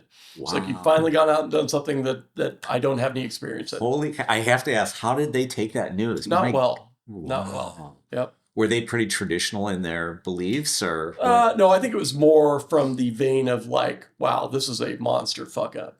How are you going to deal with this? And they let you stew in it. Oh yeah. Okay. Yeah, no, I was getting no help from that angle. Yeah, because today I think most parents actually jump in and fix the problems for their kids. Yeah. Yeah. So how are you going to react? Are you? That's what I mean. I think it'll be very interesting because like you can sit there and like, oh no, I'm gonna let my kid fall down a ton of times and learn from their experiences and so on. But like I was talking to a friend of mine, like, because they're thinking about having kids, and I was like, well, be prepared to have the degree that which you love something scare the shit out of you. Right. And so I think that's why it will be interesting. I know what I want to do. Yeah. What I will do, I think is something that can only be decided in the moment. Yeah. How old are your children now? 5 and 7. Okay. So when I got some time to work on it. yeah, so when your 7-year-old is 11 years old, is And that's my boy. You know okay, what I so you're mean? going to be sweeping Yeah. floors someplace. Oh yeah. Yeah. In fact, I already make him sweep the garage with me. Hey, good job. Yeah, Yeah. He's got his list of chores. That and was so one on. of my first jobs, by the way, was cleaning this guy's office. Yeah. I was the cleaning crew. I came in with the vacuum. I was like the maid everywhere there. All the employees knew me. Did you spin it into a office cleaning business? I did. No. He didn't want to do it that much. Yeah. No, I didn't do it that much. No, it's true. That was one of those moments where he's like, I don't ever want to do this again in my Mhm. life. Well, it's funny because right now I'm looking for like Main Street businesses because I want to have something more tangible. Because you always ask me, my daughter's a little bit young to ask this. So she'll come in and type and stuff like that. But she'd be like, Dad, what can I help you with? What are you working on? It's like, That's sweet. I'm analyzing an investment right now, and I got to make, talk to people on the phone all day long. It's just not, it doesn't have that same gravity for kids, right? And so that I would love for something to work out in that regard. Like, Yeah. find something that they can actually operate in on a daily basis and make sure that job sucks too. Because I think that's a great learning. I don't know. life Analyzing an experience. investment for a kid sounds like that kind of sucks. So that sounds like a great idea. I mean, for some reason, my son is very money centric, so he'll Ooh, probably okay. enjoy it. He's like my daughter will give him money. Just she gets it in a Valentine's Day card or whatever, and here, Grayson. Like he will never give up, and he's got a bank inside of a bank that has like a combination on it. Like he's very Oh, that's protected. awesome. And I honestly cannot say this came about as something that we've taught him. Like we're like, Right. where is he getting this from? Yeah. Very, very protective over his funds. Yeah, he's doing crypto. Yeah, he could tell you immediately like what he's got in dollars and change in his bank right now. Yeah. Wow. That's so fun. cool. Oh, that's so cool. So you touched on something interesting. Yeah. And I want to come back to, which is you even said, you've talked to so many people about a lot of these different vulnerable moments. And what is it that you think, like the different experiences you had or your upbringing, or what made you the type of person that you're so open to say, yeah, you know what, I screwed up right here and I'm going to tell you literally all about it? I think that's been a process that has kind of snowballed over the years, quite frankly. Trying to learn how to manage people and align people and rally people. I've never had impact, or I've never found it successful to just tell people things. You know what I mean? Like a list of instructions. If you can get them understanding and believing, and obviously like seeing, I guess it's kind of like when you go buy a house and like the family's like, oh, the couch would go well over here. You know what I mean? If they can picture themselves in that moment and what it's going to mean for them, and the real why behind those aspects. Mhm. I think that's the only thing that I found like sustains. Other things kind of diminish, and other financial rewards and accolades and so on, they just kind of fade away. But like when people believe something, like they're going to do it, and Mhm. I've never found a better way to identify with that than, I guess it's actually two things. One, which is like being open and vulnerable, right? Like, hey, this is why I'm doing this. This is what I've seen. I want better, or I want the same for you, whatever it happens to be. Um, and the other one is, are you have you identified like what they really care about? And I think that that's something that very few employers take the time to actually learn. We just make assumptions and so on. But like if you can really sit someone down and say, like, what is that roadmap for you? What do you really Right. want to do? What matters to you? How do you want to evolve your family life, your personal life, your financial life, so on and so forth, your career, and really get to the heart of that, and you've earned the trust to have that interaction, like that I've found to be the other motivator as well. Yeah, I'm definitely seeing that echo through my notes here of, I mean, it sounds like you've kind of over time have discovered that almost like your big mission, maybe because you talked about with Lead MD, that Hmm. it started off saying, man, this is a really cool way to make money. And it ends up being a way for you to basically fix the problem that you were in at your first job Hmm. of like, well, I can't go upwards anymore. I Yep. feel like the management is pushing me down, Yep. when management, by definition of the word, actually means to lift up to the same For level. sure. And not wanting any red tape or any barriers feels like, okay, I want to be able to break free because I want to be able to find what you were saying. What is your mission? Hmm. And asking that of people. And then what you just said now is basically echoing the same thing, which is, okay, well, you know what your mission is. You have to know what actually matters to you. Yep. Like, what makes you get out of bed in the morning? What is it that when you're really sick and you're like, oh my gosh, I don't think I could get out of bed. Like, what is that one thing that Yeah. you're actually going to put the What's going to effort in? cause you to actually put your boots on, right? Yeah, exactly. Hmm. Yeah, yeah. Yeah, I think that for me is all rooted in finding like people worth that investment, because I think that's hyper important to that equation. Like if you don't have great people, that is never going to manifest. It's never going to come to fruition. And now I've got kids on top of that, which Yeah. is like, yeah, all right. How are we not only going to create that mobility, but how are we going to create this generationally moving forward? So that, frankly, that's what I spent most of my time thinking about. Yeah. Tell me a little bit more about that finding really great people, because that's the second time you've mentioned that. The first time a little bit more comically Hmm. of saying, "Well, I'm a really hard to please guy," Hmm. right? So it means a lot when you find a great person. Hmm. How do you find what are the things that you look for in someone who's like really special? Yeah, I do think it has to start with like, what are you looking for, Yeah. right? You know what I mean? Like, and we spent a ton of time. So one of my buddies from college actually became like a PhD, Northwestern PhD research psychologist. He's got his doctorate. He's got a ton of accolades. We brought him on as our head of data science. And so in his spare time, like literally, like not outside of work hours, he and I would work on these little problems like this. Like, hey, this team is working really well over here. Why? Like, let's analyze, Sure. let's give them, traditional personality tests. And then we came up with like one to augment our own and so on. Like, Mhm. why does that work really well? What are the traits that we're actually hiring for? What are the components of a successful team? We talked about this just a bit ago, where it's like, hey, you've got to find the puzzle pieces that fit together. If you got Right. the same piece, it's just not going to work out. So we spent a lot of time trying to understand that first and foremost, but then how you actually like identify that within people.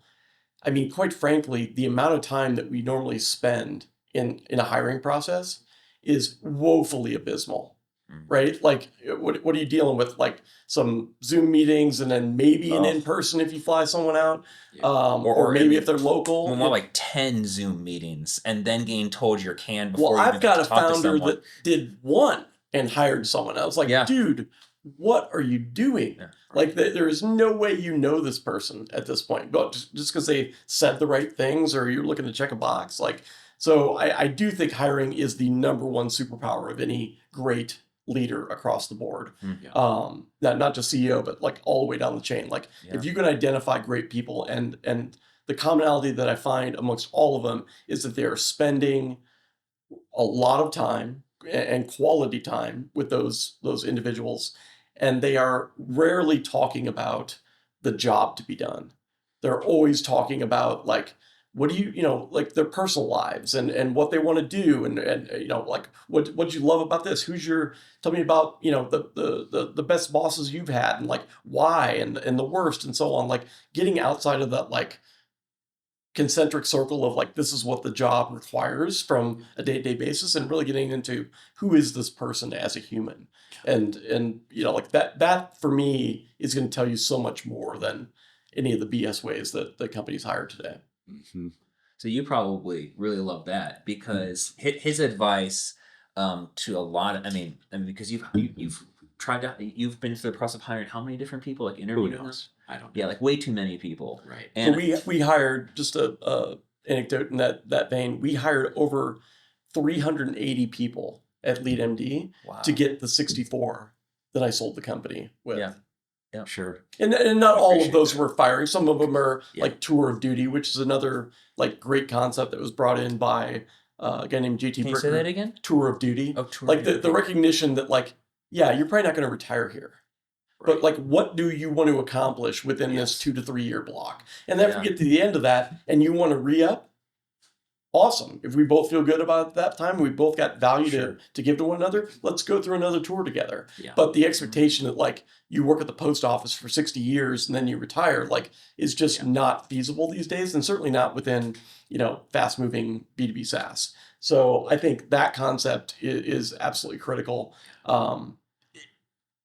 And just constantly re-upping and renegotiating that relationship, I think, is key. But like Yeah. 380 some odd people to ultimately house between 60 and 65 that we typically did, just goes to show like Mhm. there's a lot, even with good hiring in place, that you're never going to know about someone within that period. Yeah. Tell me, so you discovered partners. Yeah. And channel partners, and I've spent my career. I didn't necessarily doing that. discover them; they've been out there, right? Yeah. But I mean, I think you found out about them, Yeah. right? And I'm curious, what is it about that really turned you on? You've written a book about it. I mean, it is your cheat code, Mhm. right? What is it that you love about Yeah, it? this book. Yes, right. Available for sale at all book retailers. That's right.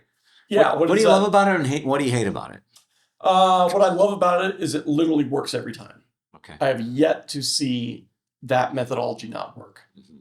And I'm not saying like, hey, every single interaction. I'm saying when someone embraces that mentality, I have yet to find that is not one of the most, or even the absolute most performing channel for them. Right.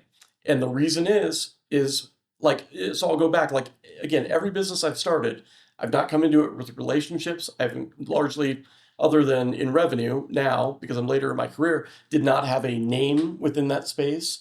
And so how do you gain access to the people that you want to, look at your product and hopefully buy your product, right? Like, you've got to get access through someone who holds those trusted relationships. Right. And there's tons of those people out there. But how do we run? So I'll pivot quickly into what I hate about it. Like, what this has become like, normally we have a first conversation with a founder and we'll be like, hey, what's your partner ecosystem strategy look like? Oh, we just got on board as an AWS partner or a Google partner or an Adobe partner. Okay, so you get a logo on your website. Like, what are you doing with that? And Right. largely, normally the answer is nothing, right? Oh, they just want referrals from us and they don't want to give us anything in return. I guarantee that's not true. At some layer in that organization, there's someone that you can provide value to. And then the question is always like, no, but I want things from them. You're going to have to give them value first. You're going to have to find someone in that org that, again, has access to the people that you want to gain that access to, and find out what they're struggling with and solve that problem. That will then earn you the goodwill. Oh yeah, these guys do great work. Let me bring you in to that relevant conversation, to that customer account, whatever it happens to be. But like, you have to find great partners that are aligned, at least, certainly have access to your ideal customer, They serve, the same companies that you do, and they're at least peripheral to the problem that you solve. So like if I'm offering a marketing solution, it doesn't do me a lot of good to interface with partners that are all on the finance side. Right. It's a bridge too far, and you see that all the time as well. Like, oh, I see you're connected with so and so. Can you make an intro to them? It's like, yeah, but you're selling a totally different solution than I did. Like, they have no purview over that. They don't care. So no, you've got to make sure all that alignment's in place. But then if you really go beneath the surface and say, okay, where can I add value to this organization? And for us, it was first in sales, because why weren't people buying marketing automation? They weren't buying it because they didn't have the staff to do so. We can solve that for you. Like, we can take that objection off the plate, because guess what? We run marketing automation for people. Or they couldn't speak CMO. The CMO or the CRO was the purse holder of the budget. Right. They are a 25-year-old kid hustling out of, Marketo's office over in San Mateo. Yep. Why am I going to tell you my strategic goals for the business? Well, you're talking features and functions, and I'm talking like brand expansion and demand gen returns and so on. Like, someone needs to speak those. Guess what? We can do that. We can come in there and do that for you. We will be your solution consultants. We will create your ROI models. We'll create your decks. We will help you pitch this to boards. So those are holding deals up for you. So like, let us augment that for you. And by the way, we're willing to do that for anyone you bring to us, even if they're not, so they don't want professional services or whatever. Like, I will be your augmentation layer. And eventually that will snowball back in the other direction. Same thing happened on the customer success side. Oh, there's one of you for every 150 customer accounts, and you're being asked to find out who's red, yellow, green across the board. And you've got a very simplistic framework that your boss gave you that doesn't understand marketers whatsoever. Oh, we will do health checks on all of your yellow customers for you, free of charge. I just want the business that comes out of that. Yeah. No problem, right? Like, I'm delivering value first. Yep. And then I'm not even necessarily asking for a return, but I know it's going to come because I'm serving the same people, the same organizations, solving the same types of problems, and I'm filling gaps that your solution doesn't. Yeah, did you stumble into this, or did you purposely do this, where you were talking in your book about hanging out at the Marketo offices? I think I've got that story right. Yep. All right. I mean, we work from their offices. Okay. That seems to be very unusual. That Unfortunately, in the partner model today, when you talk to your founders, I wonder how, because I certainly work with a lot of young people, and they're starting up their businesses and have over the years, and getting out of the office and seeing customers and actually thinking about even officing with them is a very, I would never ever do that. Sure. And I'm wondering if that is it maybe something you stumbled into, but I mean, that level of love of what you're doing, I don't know how unusual or usual that Or is. passion to fix the problem. Passionate, yeah. Yeah, I mean, I think there's also a big element there where I am just a natural marketer, in that, I believe in top of mind, probably above all other things. Right. And so, I want to provide you value. I want to, have a solution that has outsized returns associated with it. But I also know you're going to forget about that tomorrow, because it's not something that's right in front of you. So hey, if I can just get over, and I think, the thing that kind of sparked it for me was I would see how employees learn so much from osmosis, from being around one another. And they constantly say, if I didn't hear these phone calls happening, it would have taken me years to come up to speed on delivering these services. It's man, all right, well, every time I go and talk to someone, it's oh yeah, this account needs to talk to you guys. Right. So how do I just take those moments and extend them out, right?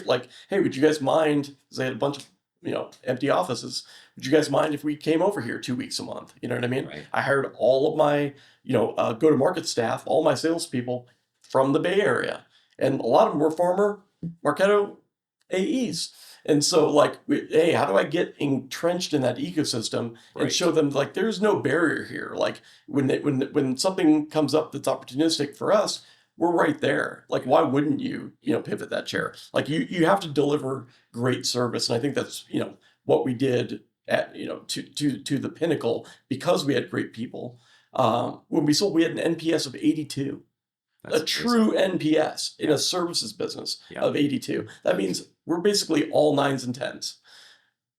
And that is table stakes. Like, and a lot of people say like, oh, I'm delivering great service and clients should come to me. I've never found that to be true. You've got to get out there and again, tell those stories. And, like everywhere my customer looks, and my first run customer was my partner's AEs. How do I get in their newsletter? How do I get sending them videos? How do I get in their office? How do I sponsor trips? Like, we took those guys to Lollapalooza. We took them to Napa. We took them to Tahoe skiing. We took them to the Waste Management Open out here. Like, every year we did a reward trip. And we wouldn't just invite the people that had done great referrals for us. We invited the people that we wanted to be doing great referrals, right? Like, hey, bring one friend with each of you, because we didn't have an unlimited budget. Bring one. But bring another good rep out with you, and we'll show you guys a good time. Put you up in a 5-star hotel, and make a great weekend of it. Yeah. And those stories, like, still I'll run into someone. I was on someone's podcast the other day, and he worked there in the marketing department. He's like, man, those bonsai trees you guys did for us. And I'm thinking, like, what don't people throw away? They don't throw away trees. So let's get them bonsai trees. Print the logo on the bottom of it with the email address to email. Yep. Yeah. It's so smart. Yeah, we love all of those things. What you're talking about there, that's just so obvious to me. It's and speaking of obvious, right? Like, so I've got one of my portfolio companies, and they've had kind of a slow burn to them, and then finally the pendulum is swinging the other way, and it's solely because we put someone in there who I used to employ and manage, so I know he's great, who has that mentality. Right. And at the same time, he hired someone from his network, the CEO's network. Yeah. Basically doing the same job. They're not geo-based, they're round robin, young company, right? They both have the exact same opportunities. Who is blowing the doors off? It took a while, and it took a lot of like, oh, so-and-so just sent out 10,000 emails last week. What did you do? They're making X number of calls per week. What are you doing? And a lot of like frustration from the individual in there, a lot of talks, on our weeklies and at nights and over Slack. Hey, you just need to have faith that this will work. And now, like, that is just like the windfall is happening at this point. Yeah. And so, yeah, it does require investment and trust and a very aligned organization to make it happen, but I've never seen it not work. Yeah, and kind of on the flip side of that, my first job was at Intel, and I had the good fortune of working at the time when Andy Grove was running the business. And he had a very interesting way of managing when things were a problem. Okay. All right. So he had a cube office just like everybody else, except his was more mobile. So if there was an operation that was in some trouble, then he and his admin would go wherever that was, anywhere in the world, and he would just set up shop there. Elon Musk sleeping at the end of the manufacturing line, right? Maybe one borrowed from the other, but he definitely believed that. And, I think of organizations that staff their people inside of an operation. They take their salespeople down to the lowest level. They spend time with customers. I mean, that's always a winning solution. And very few people actually do it. It's strange. Yeah, I mean, you mentioned earlier, like, marketing's normally totally disconnected from the customer. Yeah. Like, that's insanity. Like, we used to, like, we eventually like built a pretty sizable marketing department for ourselves. And like their goal was like, hey, you need to get out there every time we deliver a customer engagement, every time someone's pitching, like you're in there. Like you just can't do that without that proximity. And certainly from a management perspective, like that's absolutely true. So take me to operator in immersive. Immersive? Yeah. Is it just a fancy term for paying to work? Yeah. Tell me what that's all about, because it sounds really interesting, and it sounds like this is yet another way that you're incorporating yourself into another business for that kind of not proximity. only that, like we're incorporating ourselves into an industry that, so what do we know about venture capital? We know that it is a results-based business. So who are great VC firms? Those that are generating great returns for their LP base, right? So starting a new venture capital firm when you've not been a part of a previous VC firm as like, an operating partner or limited or GP themselves, you don't have any of that cachet, right? You can't say, look at my track record. But I love venture because of what it stands for. I love it because it's early. I love early stage venture because of that 1 to 10 journey, which is absolutely my pinnacle favorite. But how do I get into this space? How do I provide a unique value that no one else is providing, right? Same thing as Other than it's like, money, you're saying. yeah, I mean, you can get money anywhere, right? And if you can't, then you probably don't want to invest in that company. Um, the question is like, how do I break into this space where I have no inherent cheat? Like, again, like you don't know me, you don't know our brand, you don't know our track record in this industry. And so speaking to customers, like that's all I did for 6 months prior to leaving, because I sold Lead MD. I didn't have a tail or an earn out. I was stupid enough to stick around and try to make sure the customers and the employees didn't head for the hills. About 18 months of that, I was like, this is my nightmare. I don't work for people. That doesn't work out for me. And so I told them, hey, I'll sit on the board, but I've got to go out and do the next thing, which I had, formulated was going to be venture capital. So during that last 6 months there, I went out and got in front of every single VC that I could, got in front of every single founder that I could, got in front of every single operating team that I could. How do you work? What do you do? What do you find? What do you struggle with? What do you wish your VC did? Because every VC says they have a value add. Mm-hmm. Never did those founders bring up the value add. Never. What usually got brought up? More like the two things that did most often. Hiring is normally what they were seeing value in. Like they were doing some good referrals, fundraising. Like that's probably the pinnacle. Where like you take money from someone, they know relationships. They're going to do the next funding round and so on. They can align you with the right investors. Yeah. Never heard anything in terms of the value adds that they advertise so heavily. Like, oh, we're going to advise you. We're going to help you navigate, challenges, whether it be product or go to market or, whatever it happens to be, finance.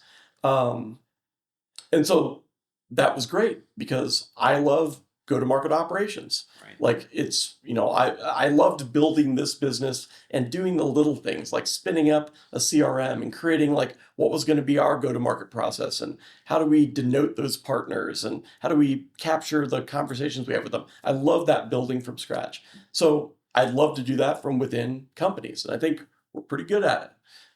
So what if we packaged this up and actually provided a value add that was highly tangible? Because we're going to work alongside you in your business. We're not going to wait for, even a monthly meeting or a board meeting, God forbid, but we're going to talk weekly. We're going to, try to invest at least 20 hours of our time in a weekly basis operating within your business. And we've got companies that we do more than that in. We'll bring money, but again, like you probably have that covered if you're a business that we want to invest in. So that was the value add component that we want to capital or couple with capital. And then the question is, well, how do we get access to great deals? How do we get deal flow?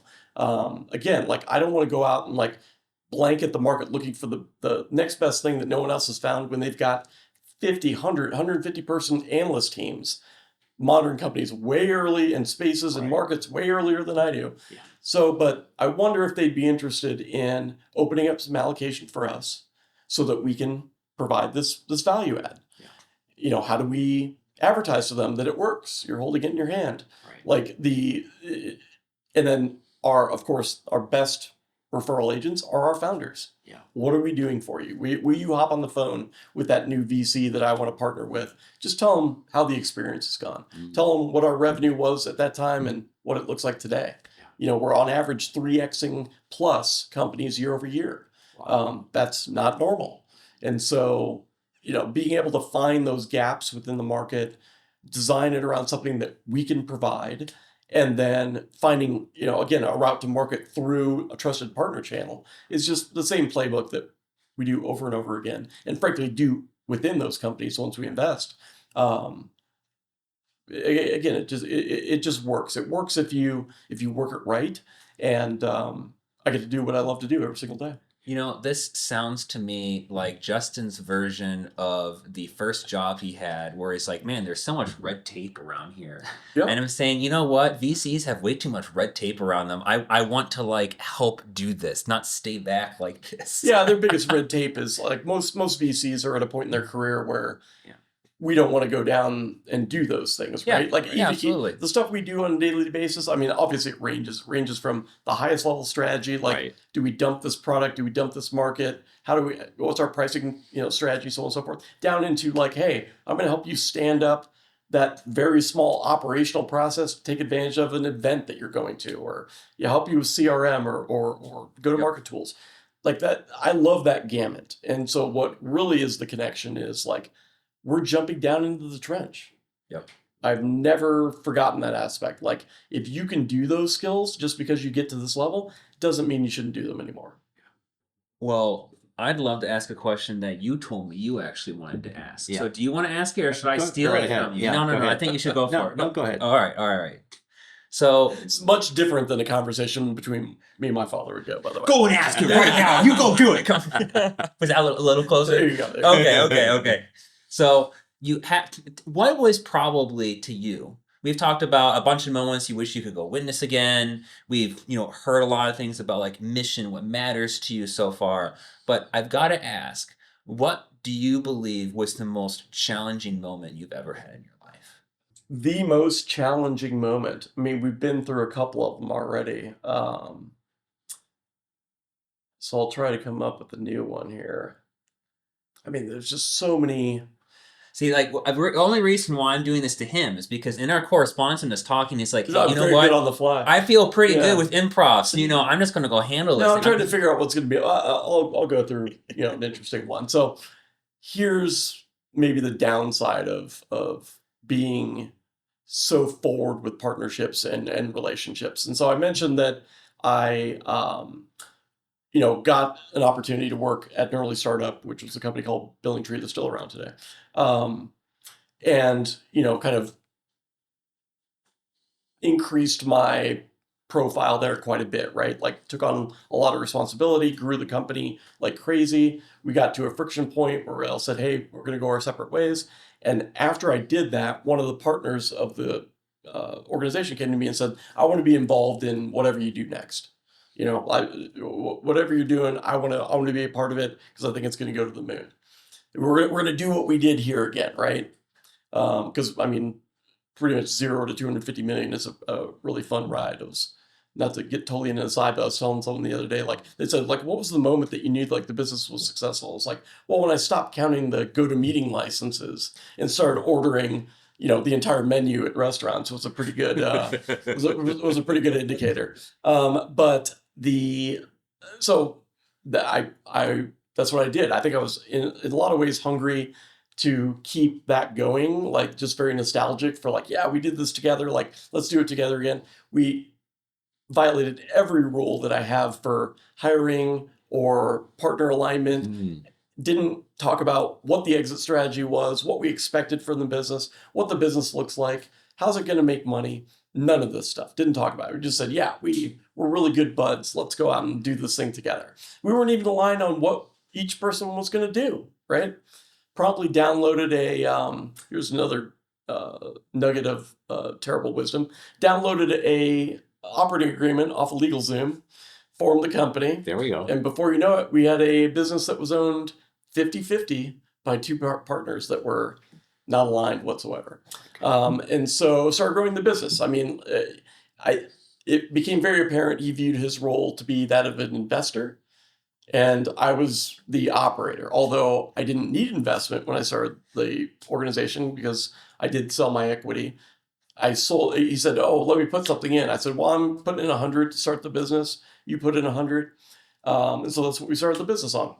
And, started growing the business, which, you guys have experience in the professional services world. What does growing a business mean in that space? It means hiring people. And when you get successful, you get more contracts, you hire more people. And so like, that's what we did. Like I didn't take a salary for the first 3 years of the business. Everything went back into it. It was all about how do we do more of what we're finding is working. Well, as an investor, it turns out that wasn't what his ideal situation was. That wasn't his utopia. Which we both looked at each other and said, how did you not know that? And so it got contentious very quickly in that, like, no, I'm not going to pay a dividend this quarter. Like everything is going into the business. Now, remember, we got a 50-50 operating agreement. And so ultimately, he fired the first shot. He sued me for breach of fiduciary duty, Oh my God. because it had like no visibility into what was going on, but tried to say every expense that I was spending was frivolous, essentially. Oh, wow. Because I would go to San Francisco and we'd put on events and so on. Oh, that's money that should have come back into his pocket. Keep in mind, we came from the payments world. Like, payments is almost pure profit. It runs as soon as you start processing for someone. Services in marketing definitely does not.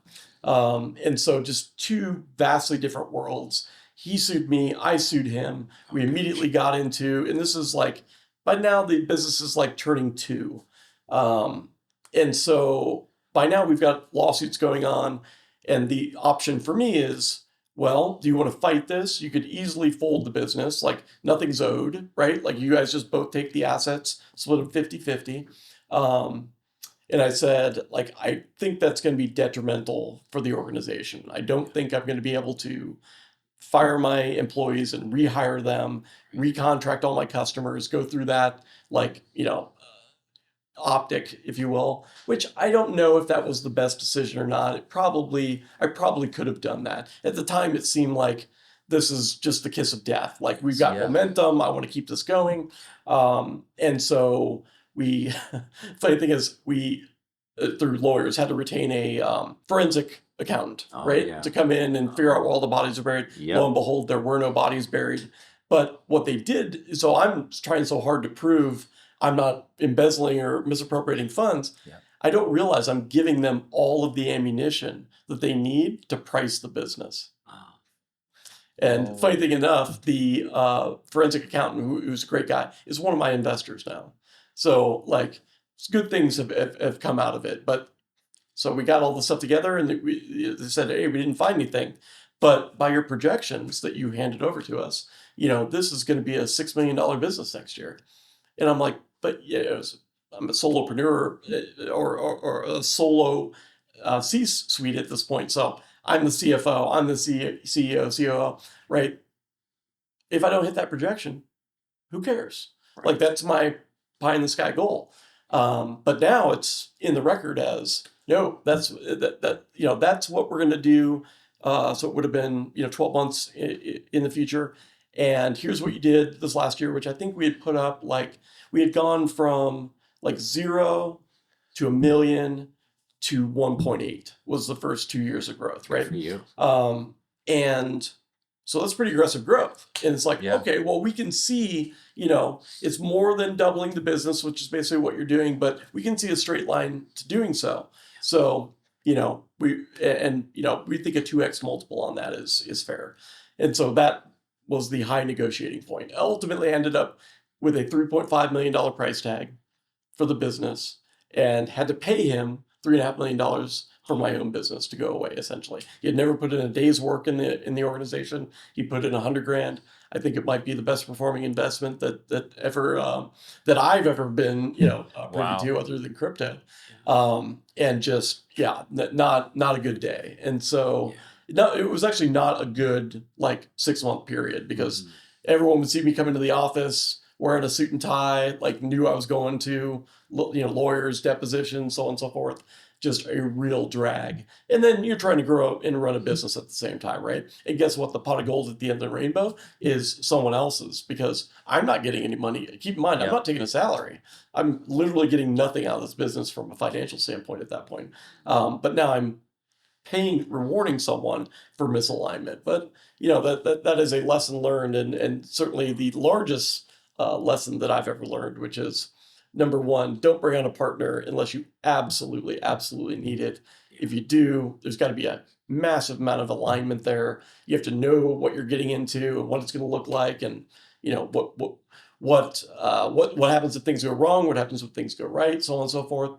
But those were painful checks to cut. We did I think it was like a 14-month payment plan I had, essentially, because I didn't have that money just sitting around. And so that's what we worked towards. Like, hey, that's what we're indentured, basically, and we got to grow above that. And that, frankly, fed a lot of our growth in those years. Like, we got up to around 7.5, 8 pretty quickly.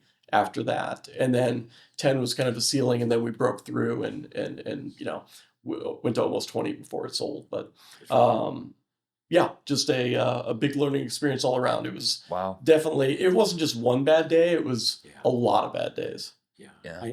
I think those are so helpful for people to understand of the pain that's involved in all of that, because that gets glossed over so quickly. And I think most of us, most everyone says, well, that's just not going to happen to me. Sure. It's almost like, yeah, I'll never have cancer. Well, you have no idea, Mhm. right? You have absolutely no idea.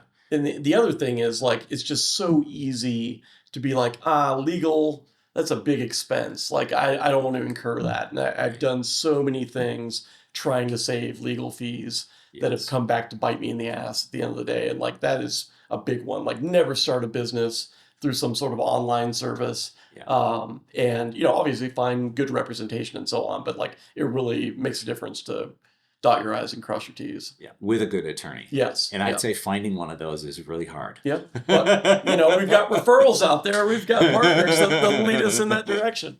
That's so good. I have one last question for you. Yeah. Tell me about the hemp farm. And I'll Yeah. tell you why I'm interested in this, because I have a funny story. So my family are tobacco farmers from Kentucky. Oh, really? Kentucky. Mhm. Okay. And my aunt will tell the story that, so we're going way, way back, Mhm. right? She said all of our farms in Kentucky were hemp farms. Yeah. Right. Back in the day, yeah. Yeah, because people were smoking hemp, Mhm. right? It was all smoking Yeah, rope. and then it got wrapped in with the, drug bills and Exactly, so on. right. So then the government, or she would say the G-men, come out and say, you get to maybe try tobacco, which of course, tobacco just as a crop is really not a great crop when you think Okay. about it. It just ruins the soil or whatever. So now you're in a hemp farm. So I'm like, okay, what's this all about? Is this legit? And you're doing it with your dad, which Yep. sounds really cool. Yep. So kind of walk us through that and dispel the myths that I have. Yeah, I mean, so I mentioned my father's been in the home building industry, and when 2008 happened, he basically said, like, I don't want to weather this storm. That was going rough. to do something different. Yeah. And so my parents had gotten that piece of land from my grandfather, or gotten a different piece of land from my grandfather, bought, traded it for this along with some cash. So it was supposed to be like their dream home, right? Like in rural Missouri. And in the early 2000s, actually, before I got my first job, 9/11 had happened. No one was hiring. I took about 4 or 5 months, went back and helped them build that dream home on that plot. He'd been saving up like logs from Montana and wood floors and Wow. fixtures, and just from 30 plus years of building, and with the idea that it was always going to go into this house. And so they had built that home in the early 2000s, and we have farmland around it. We've got about 130 acres of tillable land, and we're like, hey, we can do something more with this than just leasing this out to my uncles and cousins and things like that to traditionally farm it. And so we decided to convert it to organic. Okay. Dad gets a lot of like harebrained ideas. Like I mentioned, the Main Street business, like we're looking at potentially building an RV storage location, which would be the business that my kids could work in, or at least get some good old fashioned manual labor. But this was another one of his ideas was, hey, organic is going to be big. You know what I mean? So like, I want to convert the farm to Yeah. organic. And so that's what we did. And then we started Grayson Organics as a part of that initiative. So since 2008, we've been, well, it takes 3 years to certify organic, but we went through that whole Okay. process Okay. because you can't have any pesticide for 3 years. Right. And got that certified, and we're growing. So we put in a high tunnel, which is like a big greenhouse, where you grow leafy greens and tomatoes and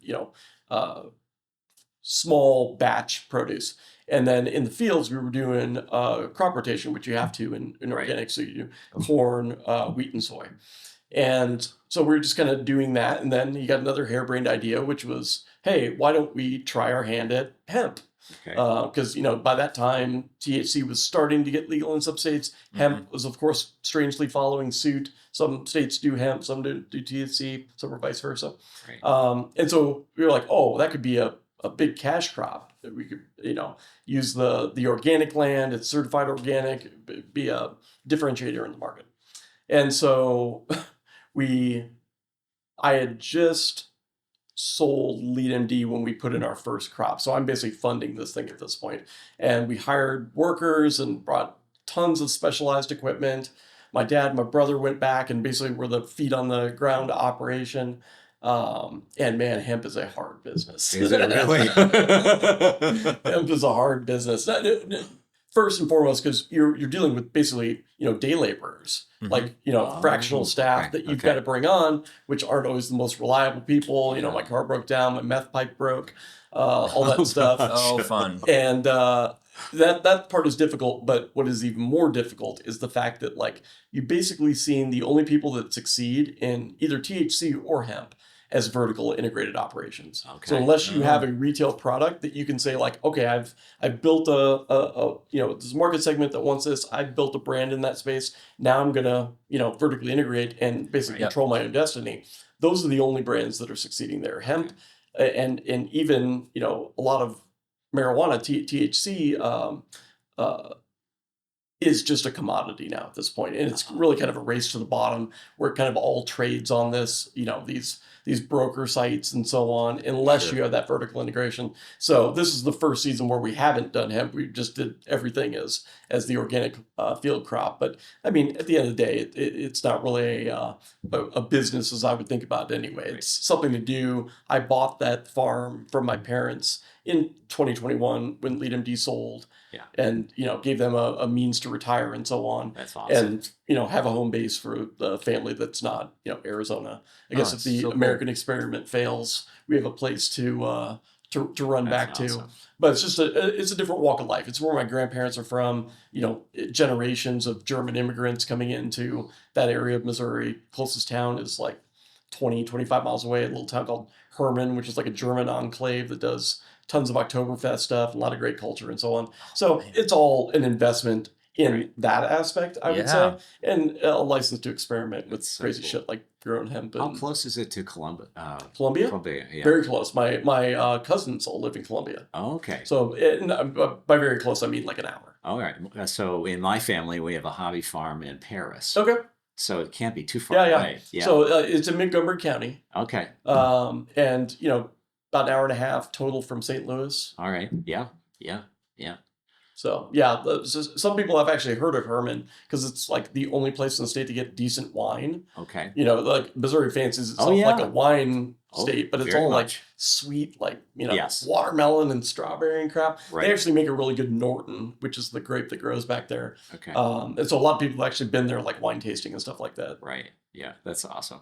Well, this has been great. Do you have any other questions? I've got one quick one, and then we got our wrap-up question here. Okay. So the quick one is, we never ended up coming back to this point. I think we covered all of it, but just so we can have it in one neat spot for our listeners here.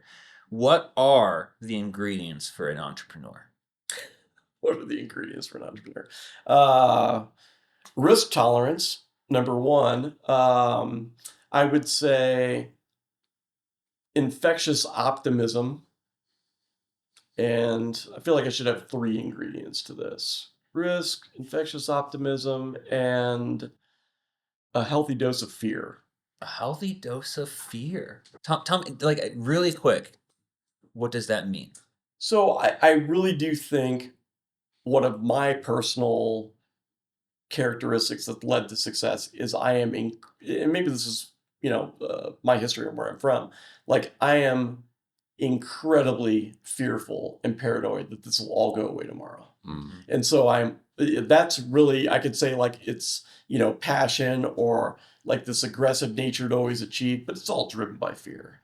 You know what I mean? Like I always have that in the back of my mind. Like everything could go to zero. Like, are you planting enough seeds? Are you doing enough stuff? Like, since I've had my exits, like I have done a lot of stuff, you know what I mean? Which is the thought process that like, hey, I'm not going to miss on all these.